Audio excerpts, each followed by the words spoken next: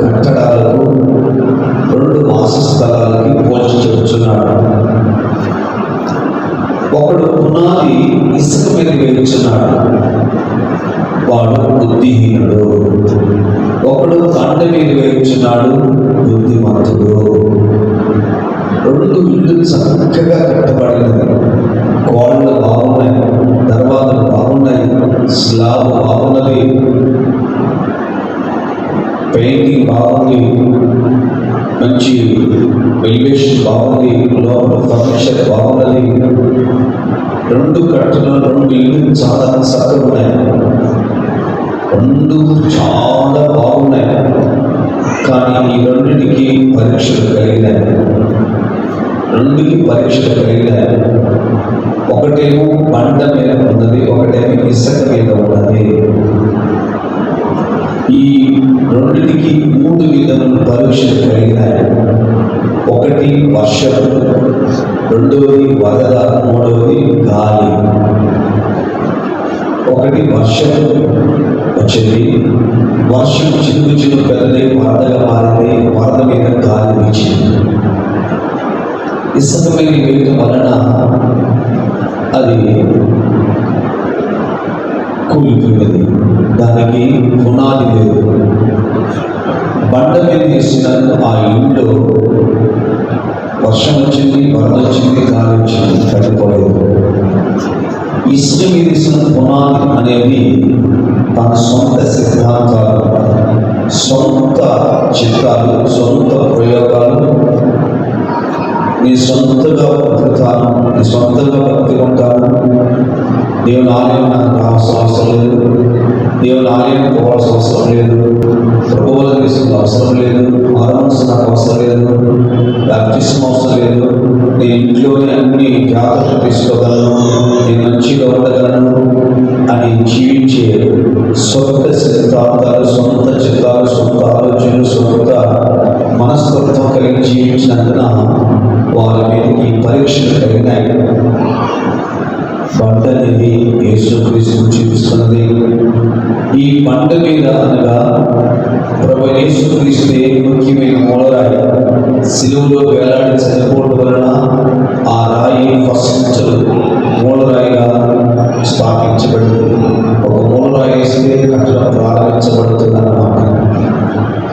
అపోస్తులు ప్రవక్తలు వేసిన పునాది, అపోస్తులు ప్రవక్తలు వేసిన ఒక బోధ, ఉపదేశం, క్రమం, కట్టడం, ఖండింపు, గద్దింపు, బుద్ధి చెప్త, ముందున్నట్టు మాట్లాడట, ఇవన్నీ ఒక ఖండనమైన బోధ, ఖచ్చితమైన బోధ, ఇల్లేమాత్రం మోమాటం లేని బోధ, ముందున్నట్టు మాట్లాడటం,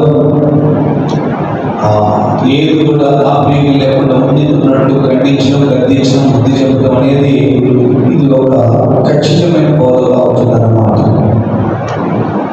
దీని మీద దేవుని ఆలయం, దేవుని యొక్క జనులు కట్టబడుతున్నారు. దేవుని స్తోత్రం. కనుక ఈ పునాది అపోస్తుల యొక్క బోధ, ఉపదేశంలో నీవు నేను యెరూషలేము యొక్క సీయోను కట్టబడాలి. దేవుని స్తోత్రం. అందులో పౌలు అపోస్తలుడు అంటాడు, పునాది యేసుక్రీస్తు, సీయోను మూలరాయిగా వేయబడినది పునాది తప్పగా మరి ఏది వేయబడదు అని మనం చదువుకుంటున్నాం. మొదటి కొరింథీ 3:11 వాక్యం చూస్తే వేయబడిన పునాది తప్ప మరి ఏ పునాది వేయబడదు.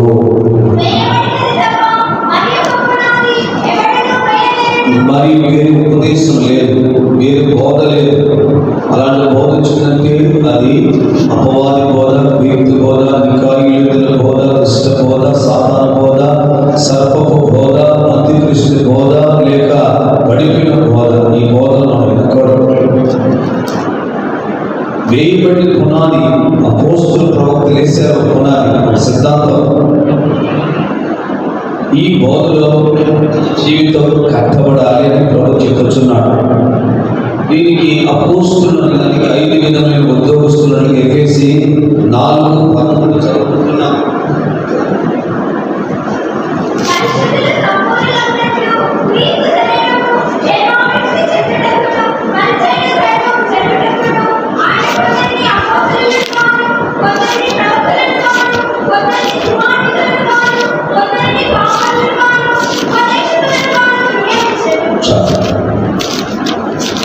దేవుని బిడ్డ, ఒక వ్యక్తి ఒక మంచి కట్టడంగా కట్టబడాలంటే ఆ వ్యక్తి 5 విధములైన ఉద్యోగస్తుల మధ్య కట్టబడాలి. సంఘానికి అపోస్తుల ప్రవక్త లేనిదే సంఘము కాదు, అది సేవ కాదు. ఎంతో మంది 10,000, 20,000, 1,00,000, 2,00,000 వచ్చే ఆలయాలు, సంఘాలు భారతదేశంలో, విదేశాల్లో ఉంటున్నాయి. కానీ అపోస్తుల ప్రవక్త లేదే ఉన్నవాడు. కేవలం ఒక సువార్థికులు, లేక ఒక కాపరి, ఒక బోధ, అంత తప్పుగా మరి ఏది ఉండదు. మన యొక్క సంస్థలో ఈ 5 ఒకే చోట ఉన్నారు. అందులో మార్పులు ఉంటాయి. ఒకే సేవకుడు 50 సంవత్సరాలుగా ఒకే సంఘం ఉంటే ఆ వ్యక్తి ఒక పూర్ణత పొందడు. కనుక ప్రభువుని యేసుక్రీస్తు 5 విధమైన ఉద్యోగస్తులు ఇచ్చాడు.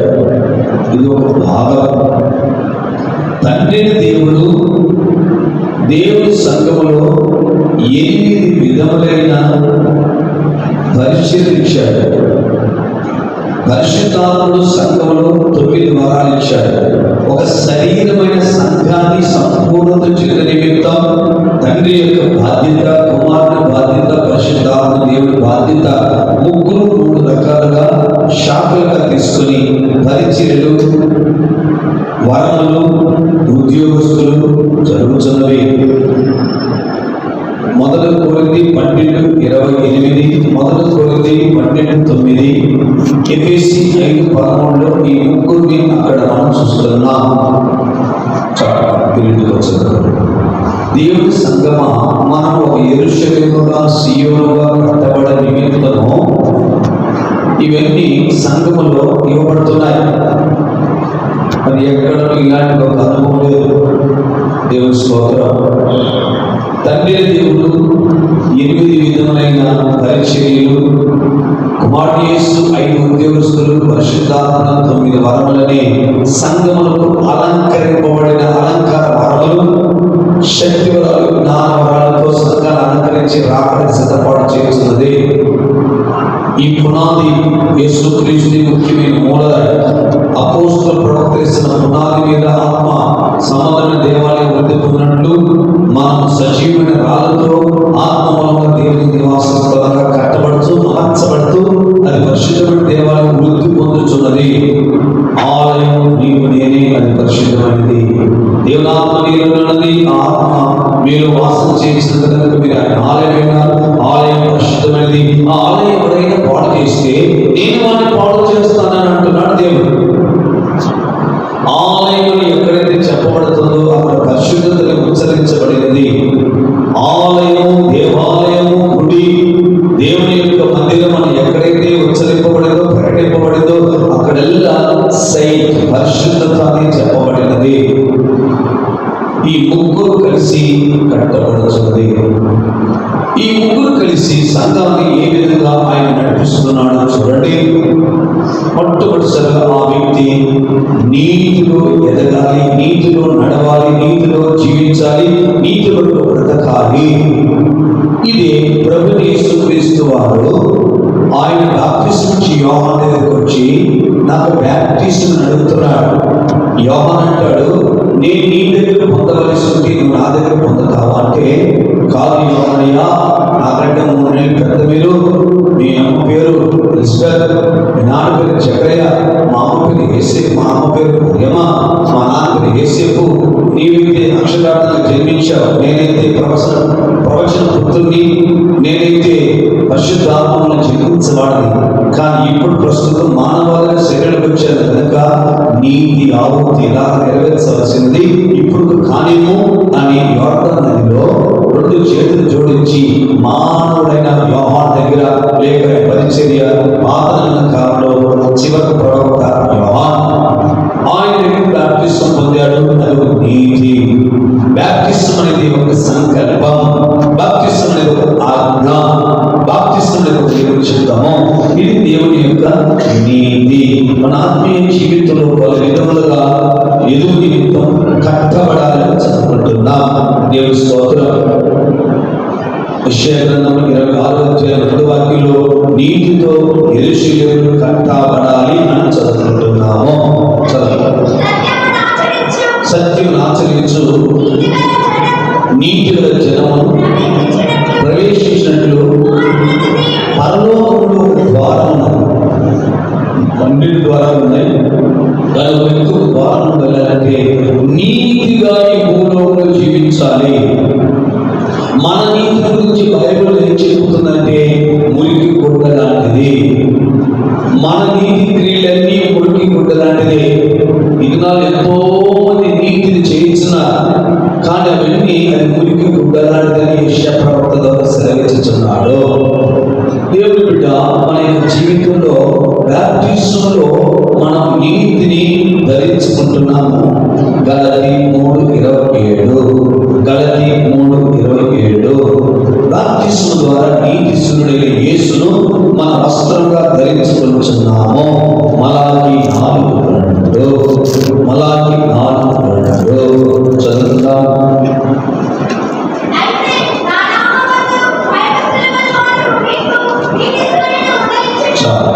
గలతీ 3:27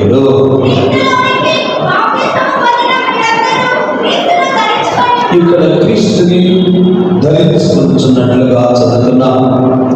దేవుని జనమ బాప్టిజంలో నీతిని ధరించుకుంటున్నాం, లేదా నీతిసురుడు యేసు ధరించుకుంటున్నాం. ఇదే పద్మదీవులు యోహాను చూపించిన దర్శనంలో స్త్రీ సూర్యుని ధరించుకున్నది. ఆమె ఆకాశంలో తారలలో 3 తారలు ఆమె యొక్క శరీరంలో ఉన్నాయి. వస్త్రమని సూర్యుని, చంద్రుడని పాదల కింద, శిరస్సులో 12 నక్షత్రములు. ఈమె వస్త్రము ధరించుకున్నది. క్రీస్తు యేసుని బాప్తిసం పొందిన మీరందరూ క్రీస్తు ధరించుకుంటున్నారు. మనం ఎప్పుడైతే ప్రాచీన పురుషుని చనిపోయి నవీన పురుషుని ధరించుకొని మనము క్రీస్తు యేసుని బాప్తిసం పొందినప్పుడు యేసుని వస్త్రంగా యేసుని చూపించాలా, యేసుని మనం మాదిరిగా చూపించాలా. యేసు దివ్య స్వభావం, యేసు యొక్క మాదిరి స్వభావం, యేసు యొక్క మంచితనం, యేసు యొక్క దివ్యగుణం, యేసు క్రీస్తు యొక్క మంచి కనికరం, జాలి, దయ, ప్రేమ, ఇవన్నీ మన శరీరంలో స్వభావంలో వస్త్రంగా ధరించుకోవాలి. అక్షరార్థమైన టైలర్ దగ్గరికి వెళ్ళి సూర్యుని ఆకారంతో ఏదైతే గ్రాఫిక్స్ చేసుకొని ఎంబ్రాయిడింగ్ చేయించుకొని వాళ్ళ చేతికిచ్చి, అయ్యా నా ఎదుట సూర్యుడు కనబడేటట్టు నా కడుపు దగ్గర ఆ సూర్యుడు కిరణాలు వచ్చినట్లు ఒక వస్త్రంగా కుట్టి నేను ధరించుకుంటానంటే ఇది 1 రోజు 2 రోజులు ఉంటాయి, 3 రోజులు ఉంటుంది, వారం, 10 రోజులు, సంవత్సరం ఉంటుంది. అది వెళ్ళిపోతుంది. కానీ జీవితంలో నీ యొక్క ఆత్మీయతలో ఆ సూర్యుడు ధరించుకోవాలి. మనం కట్టబడాల్సిన నీతితో కట్టబడాలి. అందులో ప్రభువు యేసు క్రీస్తు అంటాడు, శాస్త్ర నీతి కంటే పరిశీలి నీతి కంటే నీ నీతి నీకు కానిలా పరలోక రాజ్యంలో ప్రవేశించలేదు. మన జీవితంలో శాస్త్ర నీతి కంటే పరిశీలి నీతి కంటే మీ నీతి అధికం కానిలా. శాస్త్ర యొక్క నీతి ఏంటి, పరిశీలి యొక్క నీతి ఏమిటి? దీని గురించి అనేక అనుభవాలు ఉంటున్నాయి. పరిశీలుడు ప్రార్థన చేస్తున్నాడు, వారానికి 2 మార్లు ఉపవాసం. నా దశంశం చేస్తున్నాను. నేను అన్యాయం సూర్యుడిని కాదు, చోరుని కాదు, విచారుడు కాదు, అడుగు ఎక్కడున్నాడు చూడండి, అసౌకర్యం కాదంటున్నాడు. యేసు ప్రభు దగ్గరికి వాడు చిన్న ప్రార్థన చేశాడు. ప్రభు అనే పాపిని క్షమనగాని వాడి నీతి మొదలుగా తీర్చబడ్డాడు. కనుక వాడి నీతి 10వ భాగం ఇస్తున్నాడు, ఉపవాసం ఉంటున్నాడు, అతను ఎంతగానో మంచి చేయించున్నాడు. వాడికంటే నా నీతి అధికంగా ఉండాలి. దేవుని స్తోత్రం. అందువల్ల అపోస్తలుడైన పౌలు గారు అంటాడు, ధర్మశాస్త్రములైన నా నీతి కాక ప్రభువైన యేసు క్రీస్తుని ఆ నీతి బయటపడి నిమిత్తం ఏ విధమైన చేతున్న మృతులు పునరుద్ధానం బల నిమిత్తము, ఏ విధమైన చేతున్న మృతుల నుండి నాకు పునరుద్ధానం బల నిమిత్తము ఏ విధమైన నాకు లాభమో అవన్నీ నష్టముగా పెట్టగించుకుంటున్నాను. ఏ విధమైన చేతులను ఆ మొదటి పునరుద్ధానంలో నేను పాలు పొందాలి. ఆ మొదటి పునరుద్ధానంలో ఆయన వారు బ్రతికింపబడుతున్నారే, ఆ వరుసలో ఎత్తబడాలి. అందువల్ల ఏ విధమైన చేతులను ఆ యొక్క ధర్మశాస్త్రం నీతి నాకు వద్దు, నీతిలో కట్టబడాలి. వల్ల ధర్మశాస్త్రంలో నీతి కాదు, కర్తవ్య కాలంలో ప్రభువు యేసుక్రీస్తు నీతి. ఆయన నీతి చిగురు, ఆయన నీతిమంతుడు, ఆయన నీతిలో నడిచిన వాడు, ఆయన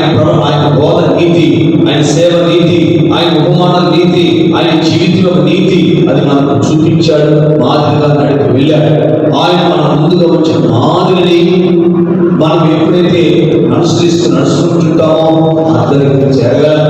ఓ తమ్ముడు అక్క ఇరువురు కలిసి ఓ అడవికి వెళ్ళారు. ఓ తమ్ముడు అక్క ఇద్దరు కలిసి అడవికి వెళ్ళారు. కొంత సమయంలో కొంచెం క్షణంలో తమ్ముడు అక్కకి దూరం అయిపోయాడు. ఇప్పుడు తమ్ముడు ఇంటికి దారి పడడానికి వెతికినా పడలేదు. తమ్ముడు ఎక్కడిపోయాడో ఏంటోడని, వీళ్ళు ఎలా వస్తాడని బాధపడుతున్న సమయంలో సరే ఏదైనా చేద్దామని ఆమెకున్న మెడలో ఒక నల్ల పూస దండ ఉన్నది. నల్ల పూస దండ.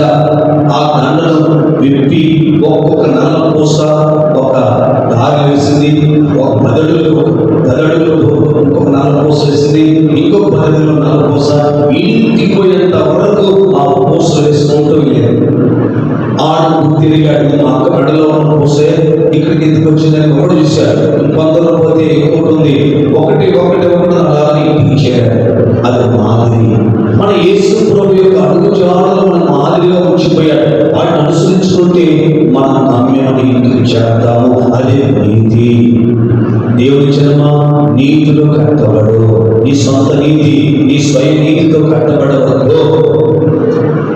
దేవుని స్తోత్రం.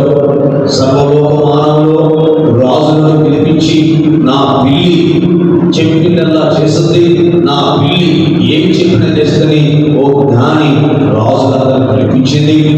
దేవుని రాజులందరినీ పిలిపించాడు. అందరి సింహాసనంలో కూర్చున్నారు.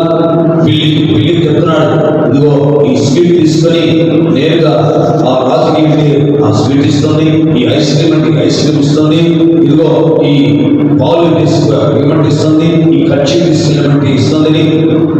మంచి పరిస్థితి చేసింది పిల్లి. ఇది ఎవరు చెప్పిన మాట్లాడు, ఎవరు చెప్పిన వెంట వెళ్ళదు, నేను చెప్పిన మాట్లాడుతుందని చెప్పాడు.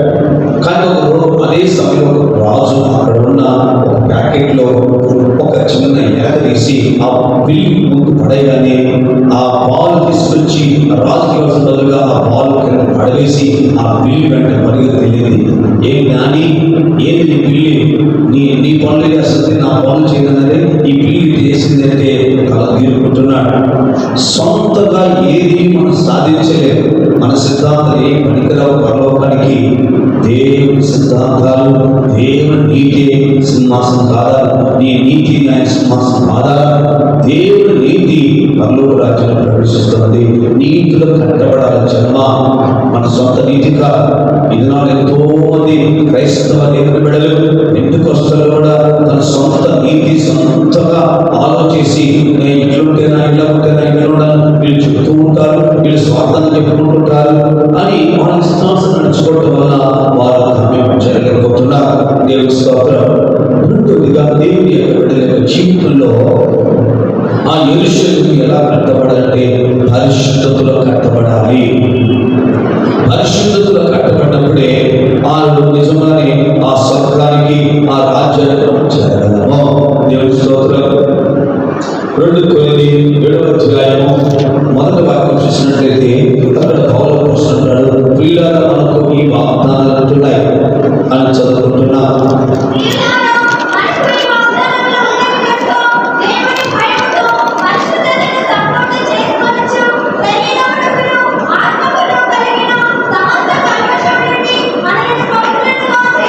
ఇక్కడ పరిశుద్ధత యొక్క సంపూర్ణత ఒక మాట ఉన్నది. పరిశుద్ధత సంపూర్తి చేసుకున్నది. పరిశుద్ధతలో సంఘం కట్టబడాలి. పరిశుద్ధతలో కట్టబడాలి. మన మాట, మన మాట, మన పండుకొనుట, లేచుట, నిలబడుట, చూచుట, కూర్చుండుట, ప్రవర్తించుట, యావత్తు విషయములలో దేవుని సంఘము పరిశుద్ధతను అన్వేషించాలి. పరిశుద్ధతను ప్రేమించాలి. పరిశుద్ధత కొరకు ప్రాణం పెట్టాలి. పరిశుద్ధతే మన దాహం ఉండాలి. పరిశుద్ధతే దర్శనం ఉండాలి. పరిశుద్ధతే మన గమ్యం కావాలి. ఈ పరిశుద్ధతను పట్టుకోవాలి. ఎందుకంటే దేవుడు స్థలం పరిశుద్ధత. ఆయన భూమిలో పరిశుద్ధతే ఆయన యొక్క జీవితం కనబడినది. అందరితో సమాధానం కలిగి ఉన్నది. పరిశుద్ధత లేకుండా ఎవరు దేవుని రాజ్యంలో ప్రవేశించలేదు. ప్రియ దేవుని బిడ్డ, నేను పరిశుద్ధమైన ప్రకారం మీరు అన్ని విషయంలో మీ ప్రవర్తనలో పరిశుద్ధులై ఉండి, పరిశుద్ధులే దేవుని చిత్తము. పరిశుద్ధులకు ఈ మాట తగినవి కావు. నీ నోట గుర్తులేను, నీ నోట ఏ విధమైన అసఖ్యమైన మాటలు, నిశ్చితమైన మాటలు రాకూడదు. ఇది పరిశుద్ధత తగినవి కావు. దేవుని ఆలయం పరిశుద్ధమైనది. ఎఫెసీ 2:20లోను, ఎజెకియెల్ 43:12 వాక్యంలోను ఈ పరిశుద్ధత గురించి అక్కడ తెలియజేయబడుతున్నది. ఎఫెసీ 2:20 వాక్యం చదువుకుందాం. 21 వాక్యం.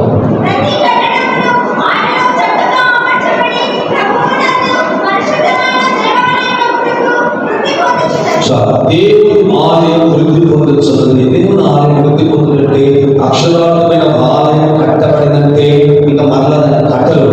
అది వృద్ధి పొందడం అంటే ఏంటి? నీవు నేను ఆలయం. మనలో పరిశుద్ధత అనేది రోజుకి పరిశుద్ధత కలగాలి. ఒక పాపిని వ్యక్తి ఒక్క రోజు అతను పాపిగా మారడు. దేవుని స్తోత్రం. ఒక బాబు విషయమే మనకు ఇస్తాం. ఒక బాబు 14 ఏళ్ళు వచ్చింది. చిన్న ప్రాయం ఫస్ట్ సినిమా పెట్టాడు, చిన్న అబద్ధం ఆడతాడు, కొంచెం కోపడతాడు, కొంచెం దొంగతనం చేస్తాడు. రోజు వయసు వచ్చినప్పుడు వాడు పాపిగా మారతాడు, ఘోరమైన వ్యక్తిగా మారతాడు. పరిశుద్ధుడు బ్యాప్టిజం పొందినంటే పరిశుద్ధుడు కాలేదు. అతను రోజు వృద్ధి పొందుతూ జీవించాలి. దేవుని స్తోత్రం. అది దేవాలయం పరిశుద్ధత. ఎస్కేల్ 43:12 వాక్యం చూసినట్లయితే అతి పరిశుద్ధమే ఆ పర్వతములకు ఎత్తైన జీవితాన్ని చూపిస్తున్నది. ఆ మందిరం గురించిన విధి అనగా పర్వతం మీద దాన్ని చేరిన స్థలము అతి పరిశుద్ధము. పరిశుద్ధ స్థలం నుంచి ఇదే ప్రియులారా, ఇది ఒక ఎత్తైన జీవితాన్ని చూపిస్తున్నది.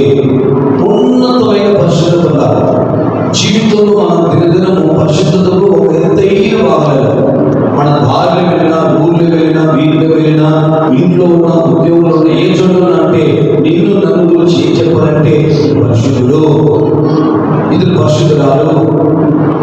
శూన్యం పట్టణానికి వచ్చిన ఎలీషా భక్తుల గురించి శూన్యం పట్టణస్థులు ఏమంటుందంటే వాళ్ళ భర్తతో చెప్తుంది. భర్త ముసలోడు, భార్య చిన్న వయసు. ఏమండి, మన ఇంటికి వచ్చి పోతున్న ఈ దైవజనుడు పరిశుద్ధులని చూస్తున్నానండి. ఆయన కూర్చోట నిలబడటం అనేది ప్రవర్తన చాలా పరిశుద్ధత. నీవు నేను మందిరం గురించి విధేదనగా ఆ పర్వతం యొక్క శిఖరంలో ఉంటున్న ఆ యొక్క మందిరము ఎత్తైన జీవితం అని పరిశుద్ధత.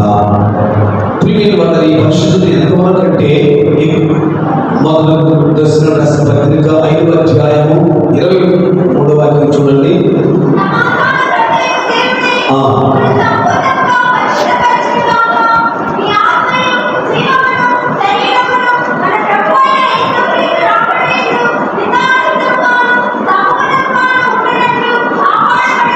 ఇక్కడ మన జీవితంలో పరిశుద్ధత అనేది ఆత్మ, జీవ, శరీరం. చాలా మంది పరిశుద్ధత అనేది ఆత్మలో పరిశుద్ధం ఉంటే చాలు, ఆత్మలో నిష్కపటం ఉంటే చాలు, ఆత్మ పవిత్రమైన ఉంటే చాలు. ప్రభువైన యేసుక్రీస్తు భూలోకంలో దినములలో ఆయన పరిశుద్ధమైన ఆత్మను బట్టి దేవుని కుమారుడుగా ప్రభావంతో, శక్తితో ఉండి ఆయన పునరుద్ధానం చెందెను. కనుక మనము పవిత్రమనేది హృదయం అంటే చాలు అన్న ఉద్దేశంతో చాలా మంది క్రైస్తవులు, ఎంతో మంది క్రైస్తవులు విపరీతమైన ఆభరణాలు, విపరీతమైన వెలగల డ్రెస్సులు, విపరీతమైన జరి పట్టు చీరలు, జరి చీరలు, లేక విలువైన ఆభరణాలు, విపరీతమైన పౌడర్లు, లేక విపరీతమైన విధానాల్లో క్రైస్తవ ప్రసంగికులు, సిస్టర్స్, బ్రదర్స్ ఎంతో మంది క్రైస్తవులు చూస్తుంటే ఒక జడేమో ఒక వెంటికి సగమే వెనకేస్తున్నారు, ఒక జడ వేస్తున్నారు. మూతికి చాలా భయంకరమైన కళలు, భయంకరమైన ఆభరణాలు, చెవికేళ్ళు.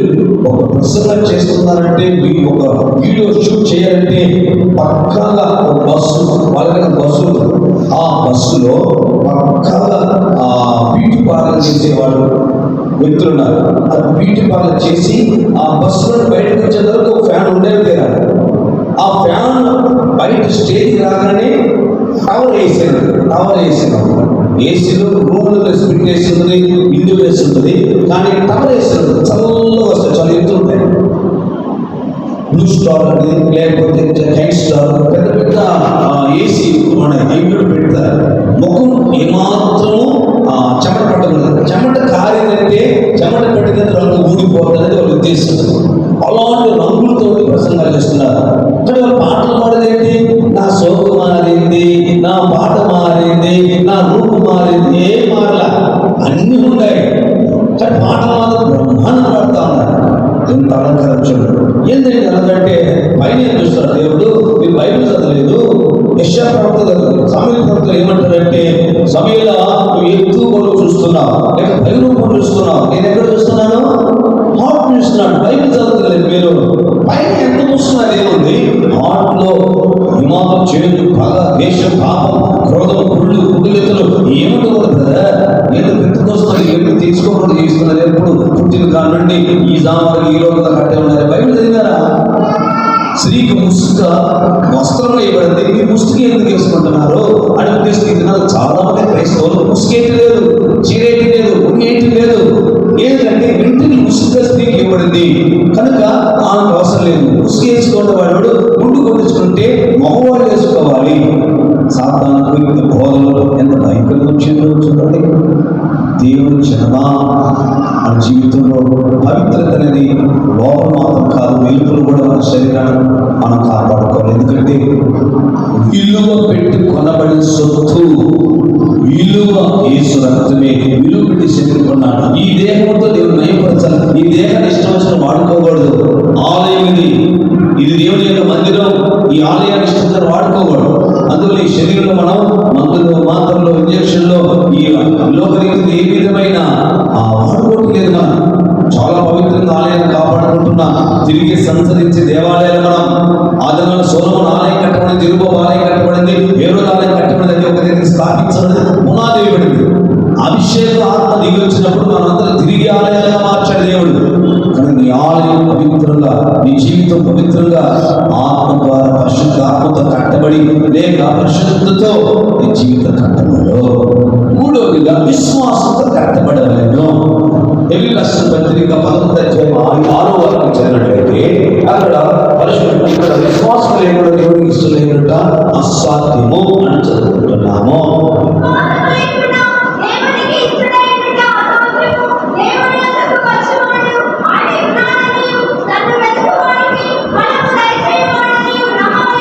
దేవుడి జన్మ విశ్వాసంతో మన జీవితం కట్టబడాలి. నువ్వు యెరూషలేముగా మారాలంటే నీ జీవితంలో విశ్వాసంతో కట్టబడాలి. బైబిల్లో అనేక విశ్వాసం గురించి చెప్పబడినది. ఆరోగ్య విశ్వాసం, అమూల్యమైన విశ్వాసం, నిండైన విశ్వాసం, పరిపూర్ణమైన విశ్వాసం, మహా గొప్ప విశ్వాసం. చివరిగా బైబిల్ చెప్తుంది, అతి పరిశుద్ధమైన విశ్వాసంతో పరిశుద్ధాత్మలో ప్రార్థన చేయొచ్చు, మిమ్మల్ని మీరు కట్టుకొనండి. యూదా 20వ వాక్యంలో ఈ మాట సెలవిస్తున్నాడు.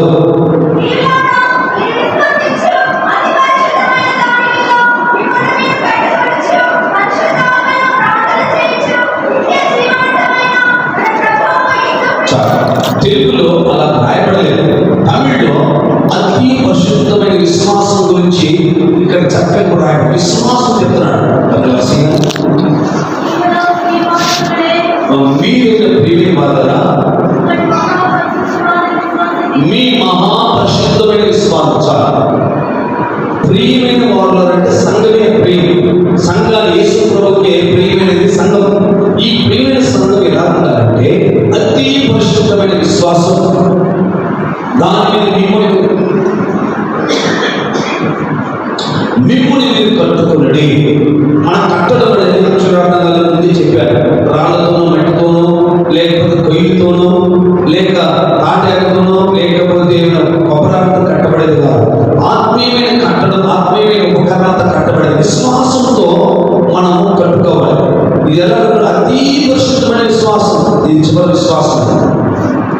అన్ని విశ్వాసం కంటే ఈ అతి పరిశుద్ధమైన విశ్వాసం అంటే ఈ భూలోకమే ఆశ్చర్యపడే రీతిలో అతి పరిశుద్ధమైన విశ్వాసం. పాస్టర్ ఎన్.టి. థామస్ గారి యొక్క తల్లి, ఆమె ప్రసవేదన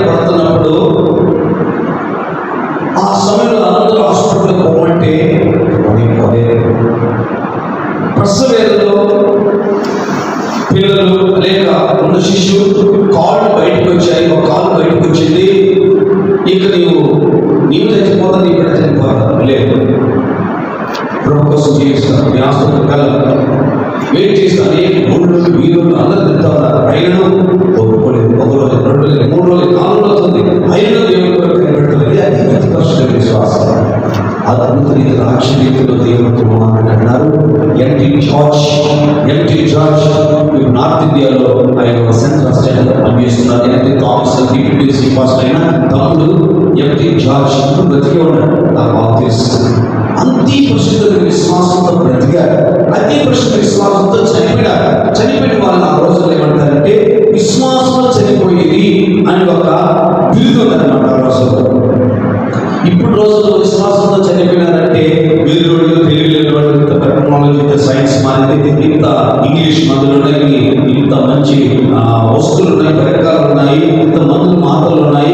ఇంకా దేవుడు అని ఇంట్లో పెట్టుకొని మందులు పడకుండా వేడి తప్పించి నూనె ప్రార్థన చేసి కడుపు పోసి మొహాన్ని పోసి నోట్లో పోసి ఇంకో వ్యక్తి లేకపోతే కరేపాకు పోసి లేకపోతే చక్కెర మొక్క లాంగ్ వేసి కలిపి పూసారు, పసుపు పూసారు. ఏంటంటే ఇంత జ్ఞానం వచ్చిందని ఇట్లా చెప్తూ మనిషి బాధిస్తున్నారు.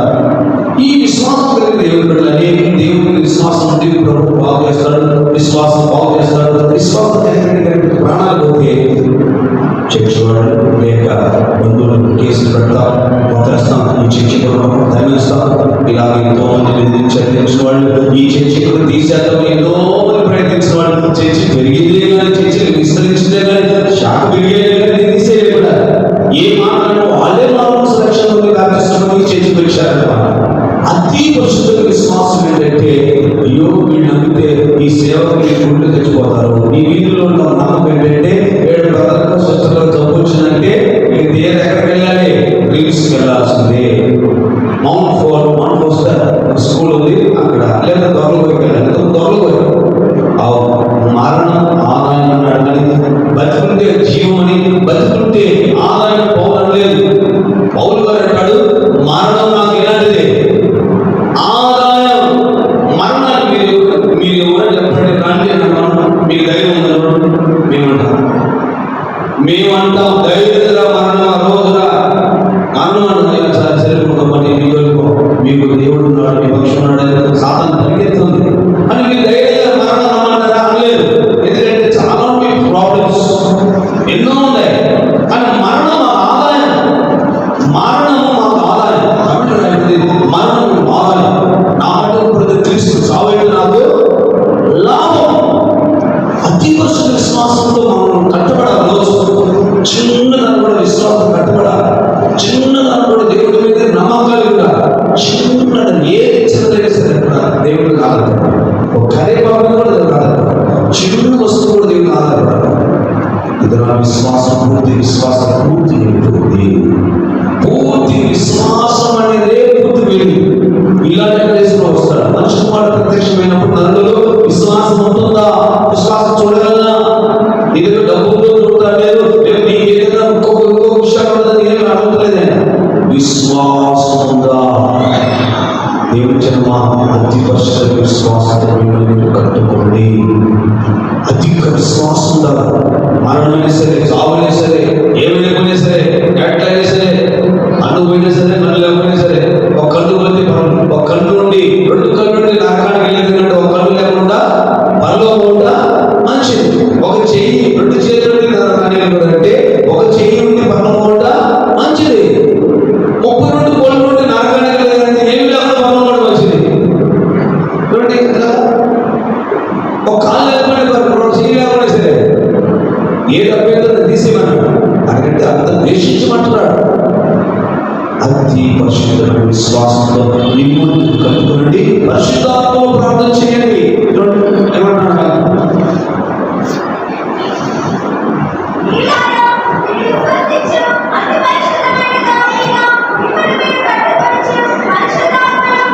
పరిశుద్ధాత్మలో ప్రార్థన చేయండి. నిన్నైతే 8 గంటలు మన సేవకులు పరిశుద్ధాత్మలో ప్రార్థన చేశారు. అన్య భాషలు ఎక్కడికి కూడా నాకైతే ఒక్కొక్క రోజు ఒక్కొక్క దగ్గర ఒక్కొక్కరు ఉన్నాయి. నేను 8 గంటలు ప్రతి కూడా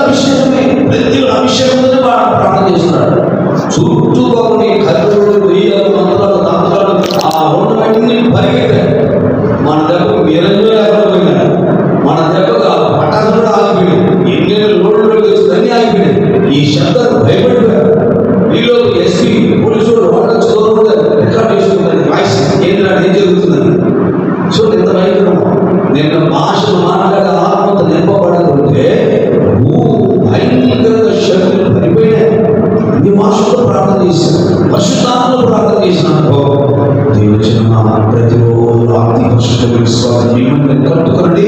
అభిషేకంతో ప్రార్థన చేయండి, పరిశుద్ధాత్మతో ప్రార్థన చేయండి, అన్ని భాషలతో ప్రార్థన చేయడం కూడా అదే. ఎక్కువ భాష మాట్లాడిన ఆత్మగా అభిషేకం కొడుతూనే ఉన్నారు. ఎంత గట్టిగా, ఎంత వైరాగ్యం, చిన్న వయసు, మీ అనుభవం వయసు 25 వయసు, 24 వయసు, 25 వయసు, 30 వయసు పిల్లలు బ్రదర్స్ ఎన్ని ఇంత వైరాగ్య ప్రార్థన జరిగించారు. జీవితంలో పరిశుద్ధమైన అతి పరిశుద్ధమైన విశ్వాసంతో మనల్ని కట్టుకోవాలి. ప్రతిదీ అతి పరిశుద్ధమైన విశ్వాసం ఉండాలి, అతి విశ్వాసం ఉండాలి. 2014లో YS Rajasekhara Reddy party YCP గెలుస్తుందని అతి విశ్వాసం అందులో పోగొట్టుకున్నారు. 70 పర్లేదు మనం గెలుస్తాము అన్నారు. అతి విశ్వాసం ఎక్కువైపోయి ఓడిపోయారు. మనం వేద ప్రకారం అతి పరిశుద్ధ విశ్వాసం కలిగి ఉండాలి. నేను జయిస్తా సీఎం కదా. 11 మంది వెళ్ళిపోయి సమాసం తీసుకొచ్చారు మోషే దగ్గర. కాలేజీ మోషే వీళ్ళు ఏం చేశారంటే, మనం జయిస్తాం, ఆ నిపుణులు, ఆ బలాత్కారులు, ఆ బలవంతులను జయిస్తాం, ప్రవేశిస్తాం, ఖచ్చితంగా ప్రవేశం చేసుకుంటాం. మిగతా 11 మంది అంటారు, అయ్యో అమ్మో ఒక్కొక్కరు ఎట్టున్నారంటే మైక్ టెక్స్ట్లా ఉన్నారు, తలైతంలో ఉంది, పొడలితంలో ఉంది, గాలి తిరిగిపోతాం, మిన్నల్లా ఉన్నాం. వాళ్ళు ఎంతో మనం పోలేదు. మొదటి సౌలు ఓడిపోయాడు ఒలియ దగ్గర, రెండో వ్యక్తి వెళ్ళాడు, దావీదు గెలిచాడు. ఆ జీవితంలో యూదా గోత్ర సింహం అభిషేకం అనుకుంటే సీయోను చేరడం నిరీక్షణ అనుకుంటుంది. దేవుని జనమా, విశ్వాసం సడలిపోతుంది, విశ్వాసం తొలగిపోతుంది. చిన్నదానికి పెద్దదానికి దినాలు అధికంగా పిల్లకాడని బహుళాసుపత్రికి వెళ్ళి అన్ని శక్తులు చేయించుకుంటున్నారు, మందులు వాడుకుంటున్నారు, అన్ని వాడిపోతున్నారు. ప్రభు ఆలయానికి వస్తున్నారు. కడపక్షంలో ఈ శరీర రూపాంతరం చెందకుండా ఆ సమాజంలో నిలబడితే మళ్ళీ ఎప్పుడు జరుగుతుంది? చివరిగా 6వ వరుసలో ఉంటుంది మేకలు, గొర్రెలు, ఉప్పు, సారవంతమైన ఉప్పు, సరళ ఉప్పు, గురుగులు, గోధుమలు, మేకలు, గొర్రెలు, ఇవన్నీ ఆ రోజు తీర్పు వెళ్తుంది. కొల్లవాడి దగ్గర వేరు చేస్తారు. డెవలప్మెంట్ సింహాసనానికి వస్తావు. ఒకవేళ నీ క్రియలు మంచి ఉందంటే ఎంత పడతావు? అది మొత్తం భూమి ఎంత పడతావు? దేవుడి స్తోత్రం దర్శనం రాలేదు కనుక నీ జీవితంలో విశ్వాసం పోగొట్టుకోకూడదు. దేవుడి స్తోత్రం. ఇంకా మన జీవితంలో కట్టబడే విషయంలో ప్రేమలో మన జీవితం కట్టబడాలి. దేవుడి స్తోత్రం. మొదటి యోహాను పత్రిక 4వ అధ్యాయం 13వ వాక్యం చదువుకుందాం.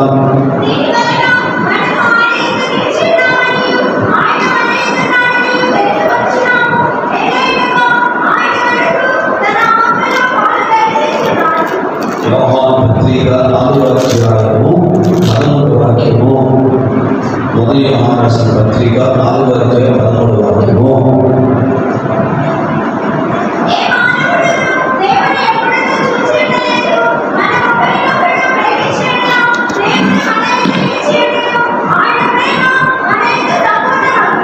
ఆయన ప్రేమ సంపూర్ణమవును. యేసు ప్రభు ప్రేమలో పూర్ణుడు. లేదు, మనం కూడా అదే ప్రేమలో మన జీవితం కట్టబడాలి. యేసు మనం ప్రేమించబట్టి తన పరిమళవాసన నిమిత్తం ఆయన తనతో మనకు అర్పించగలను. అట్టి ప్రేమలు నడుచుకునే పౌలు పుస్తకం 5:2 చదువుతున్నా. దేవుని జనమ, సంఘంలో ప్రేమ కలిగి ఉంటుంది. కానీ ఈ దినాల్లో ప్రేమ వ్యతిరేకంగానే రాక్షసులా ఉన్నారు. ఒకరు భక్షించుకున్న చుట్టల మాత్రం ప్రైజ్లా హృదయం అంటుకోలేదు. చూస్తే అందరూ ప్రైజ్లా, కానీ హృదయం అంటుకోలేదు. ఇక మరలా రెండో మాట లేదు, ప్రైజ్లో మాత్రం తప్పు చేస్తారు. అంటే ప్రైజ్లాడు అంటే బాగున్నాడా, బాగున్నాడా, ఇంట్లో బాగున్నాడా అంటే ఫోన్ చేసినట్టు మీరు అసలు ఎక్కడ వెళ్ళారు, ఉంటారంటే తెలియనంటే ఇంకా ఈ మాటలు ఇప్పుడు ప్రైజ్లాడు మాత్రం ఒక ప్రైజ్లాడు అదే అది ముట్లి కూడా చూసిన ప్రైజ్లాడు ముందు కాలంగా బాగుంటారు. మీరు ఉంటారంటే నేను ప్రార్థన బాగున్నాయి, ప్రార్థన కష్టపడుతున్నాడు, మీ బాగాలేదంటే ఇబ్బంది పడుతున్నారంట అని కూర్చుని ఆలోచించారు. ఇంటికి మాట్లాడేవాళ్ళు, తీసుకుని హట్టుబడి తీసుకొచ్చేవాళ్ళు, ఆలోచి పాటించేవాళ్ళు, ఎవరు ప్రార్థన చేసినట్టే మోకాలి ప్రార్థించి ఇంటికి వచ్చి ప్రార్థించారు. అది ఎంతో ప్రేమ సంబంధాలు ఉన్నాయి, ప్రేమ అనురాగాలు ఉన్నాయి, ఆత్మ సంబంధమైన కుటుంబంలో ఉన్నది. ఒకవేళ ప్రేమ అదైనా కలిగిన చాలి ఎంతో అన్నిలో ఐక్య సమాధానం కలిగిన అనుభవం కట్టబడ్డ కాలం ఉన్నది. ఇప్పుడు అలాంటి అనుభవం లేదు. కానీ స్థానం, గౌరవం, స్థితి, హోదాలు అన్ని మారిపోయాయి. వారి యొక్క వారి తరగతుల ప్రకారమే స్నేహితం, వారి తరగతులు మాత్రమే అన్యోన్యం, వారి సిచ్యువేషన్ వారి యొక్క అంచనా ప్రకారమే కూర్చొని మాట్లాడుకోవడం. కానీ ఒక అన్యోన్యం పడట్లేదు. చదువుకున్నంత ఒక రకంగా మాట్లాడుకుంటారు, ఉద్యోగస్తులంతా ఒక రకంగా మాట్లాడుకుంటారు, వేరే వాళ్ళంతా ఒక చాట కూర్చొని కొంచెం బాగా చదువుకున్న వాళ్ళంతా అందగతులు అందగాళ్ళు వాళ్ళంతా ఒక రకంగా కూర్చుంటారు. ఈ మన సంఘానికి కాదు. రోజుకి మన యొక్క స్థానం క్వాంటిటీ పెరిగింది, క్వాలిటీ పెరిగింది. సంఘం విస్తరించింది, కానీ ప్రేమ దేవుడు ప్రేమను కట్టుబడండి. ఒకరు ప్రేమిస్తున్నాడో నువ్వు ప్రేమించాలనుకుంటున్నావు. నేను ఇతను ప్రేమించలేకపోతున్నానే, నేను అప్పు చేసినవాడు, నేను నచ్చి ఉన్నాను, రుణస్తుడని నేను ఒక వ్యక్తిని ప్రేమించలేకపోతున్నానే కానీ నా రుణం. మనం ఎప్పుడు రుణం అంటే మనం ప్రేమించలేకపోతున్నానే అది రుణస్తుని. బిడ్డ ప్రతి వారు యేసు ఏ విధంగా మనం ప్రేమించాడో అలాగే ప్రతి వారు ఒక్కొక్కరి ప్రేమ కలిగే సంఘంలో ఒక్కొక్కరు ప్రేమలు విస్తరింపబడిన వారే ప్రేమలు కట్టబడి ప్రేమలో జీవించాలి, ప్రేమలో కట్టబడాలి. ఆత్మదేవుడు వ్యవహారం దశలో ప్రేమలో ఎదిగిన సంఘం అంటే ప్రేమలో ఎదిగి ప్రేమలో బలపడి ప్రేమలో పూర్లేని వారు. ఒక వాళ్ళ 4 కాళ్ళు ఉన్నాయి. ప్రేమ, విశ్వాసం, పరిశుద్ధత, దేవుని చిత్తం.